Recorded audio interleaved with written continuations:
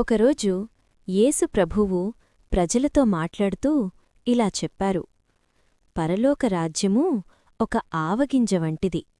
ఒక మనిషి దాన్ని తీసుకొని తన పొలంలో విత్తాడు. ఆ ఆవగింజ చాలా చిన్నది. విత్తనములన్నిటిలో చిన్నదిగా కనిపించింది. చూసేవాళ్ళు తక్కువగా చూశారు, పట్టించుకోలేదు. ఆ చిన్న ఆవగింజ పెరిగింది.